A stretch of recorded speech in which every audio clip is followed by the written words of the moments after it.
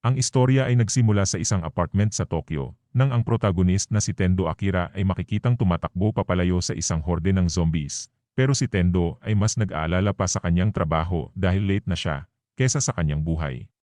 Ito ay nangyari 1 taon na ang nakakalipas.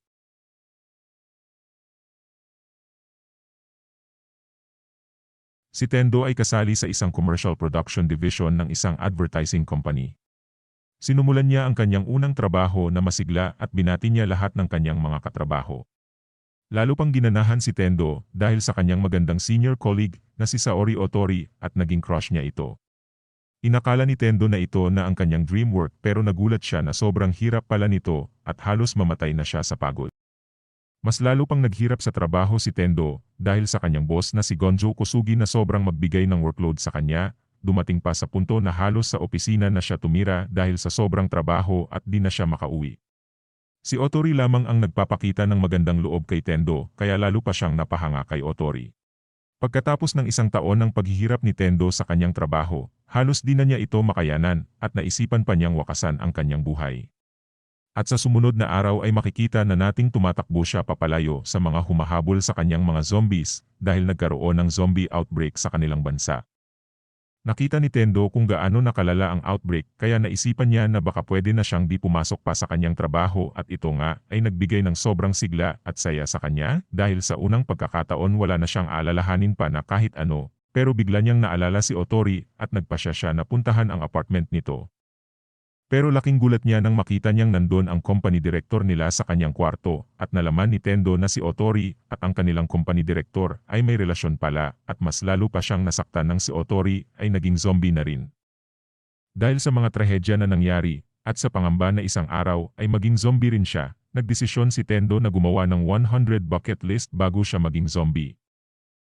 At kinabukasan nga ay sinimulan kaagad gawin ni Tendo ang mga bagay na nasa kanyang bucket list. Simula sa paglilinis ng kanyang kwarto, mag-shopping na hindi nag-aalala sa presyo, magpakulay ng kanyang buhok, ipinta ang kanyang sarili, magpaputok ng maraming fireworks, sumakay sa motorsiklo, at marami pang iba.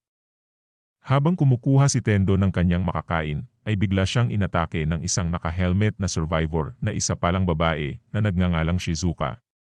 Biglang may pumasok na mga zombies at nilabanan ito ng mag-isa ni Shizuka. At napahanga nito si Tendo at sinabihan niya si Shizuka na dapat magsama silang dalawa pero umayaw ito at pagkatapos ay umalis na nga kaagad ito.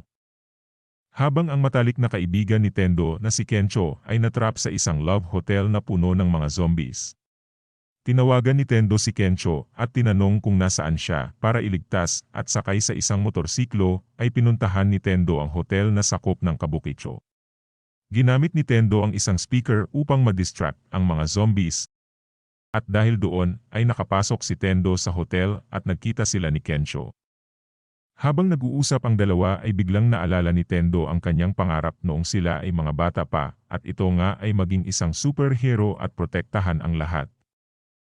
Si Tendo ay meron ng plano sa kanyang isipan kung paano kumilos bilang isang superhero at gusto niyang pumunta sa Ibaraki Marine Aquarium para kunin ang isang short suit na hindi nasisira kahit pa dumugin ito ng maraming zombies. Si Tendo at Kencho ay pumunta sa isang convenience store sa City Square para mag-restock ng kanilang mga supply at doon nga ay nailigtas nila si Shizuka, 2 flight attendants, at isang bus driver. Sila ay nag-inuman sa loob upang maibsan ang tensyon at doon ay natupad na ang isa sa mga wishes ni Tendo sa kanyang bucket list at ito ay ang makipag-inuman sa mga flight attendants. Habang si Kencho ay nakikipagkwentuhan sa mga flight attendants, napansin ni Tendo at ni Shizuka na ang bus driver na infected pala ay nagiging zombie na. Kinagat ng bus driver ang mga flight attendants at si Tendo, Kencho, at Shizuka ay nakaligtas at gamit ang isang camper vehicle ay umalis na sila sa lugar. Matapos makilala pa ni Shizuka si Tendo ay nagdesisyon ito na pagkatiwalaan si Tendo at pumayag si Shizuka na sumama sa Marine Aquarium. Ang tatlo ay gumawa ng maraming nakakaaliw na bagay habang papunta sila sa Marine Aquarium, katulad ng pagyoyoga, paragliding, camping, maligo sa hot spring, at marami pang iba. Bago sila makarating sa aquarium ay nagpasalamat si Shizuka sa kanilang dalawa dahil sa pagligtas nila sa kanya, At bago sila umalis kinabukasan ay naglista na naman si Tendo sa kanyang bucket list at hindi pa niya pinakita kung ano ito. Habang papunta na sila sa aquarium ay nagtamo ng butas ang gulong ng kanilang camper vehicle, dahilan upang sila ay mabangga sa gutter, at si Tendo ay nawalan ng malay. Pagkagising niya ay nagulat siya nang makita niya ang kanyang boss na si Kusugi na ginawa palang shelter ang aquarium dahil maraming available source ng pagkain sa loob, at siya rin ang namamahala at namamalakad dito. Hindi maiwasan ni Tendo na malungkot dahil sa isa pang pagkakataon ay mararanasan ulit niya ang pang-aabuso ng kanyang boss. Si Mr. Kosaka, na kapitbahay ni Tendo sa kanyang apartment sa Tokyo ay nandoon rin pala at tinulungan ni Mr. Kosaka na makaalis sina Tendo, Kencho, at Shizuka kaya ni-repair ni Kencho ang kanilang camper vehicle pero umayaw si Tendo na umalis na siyang kinagulat nila. Nakita ni Shizuka ang bucket list na ginawa ni Tendo at bumalik siya sa aquarium upang ipaalala kay Tendo ang kanyang isinulat sa bucket list. At ito nga ay nagbigay ng lakas ng loob kay Tendo na kumalas sa impluwensya ni Kusugi sa kanya at formal siyang nag-announce ng kanyang resignation. Subalit ang grupo ay nasorpresa na naman dahil ang mga zombies na kanilang kinulong ay nakawala at inatake ang lahat ng nasa loob ng aquarium. Napunta ang mga zombies sa taas ng aquarium at inatake ang mga tao na nandoon at silang lahat ay nahulog sa aquarium na kaagad ring kinain ng isang malaking pating pero laking gulat nila na ang pating ay naging zombie rin at ang mga kinain nitong zombies ay buhay pa pala. Sa kabila ng kanyang sama ng loob ay pinili pa rin ni Tendo na iligtas si Kusugi katulad ng nasa kanyang bucket list na maging isang tunay na superhero gamit ang isang shark suit. At sa kalaunan ay natalo ni Tendo ang zombie shark gamit ang isang pamatay na suntok. Sa huli ay na-exposed ang mali at mapang-abuso na pamamalakad ni Kusugi kaya nagpasya ang mga survivors kakunin ang kanilang share sa supplies at umalis na sila sa aquarium shelter. Habang sina Tendo, Kencho, at Shizuka ay nagdesisyon na magsama sa kanilang paglalakbay.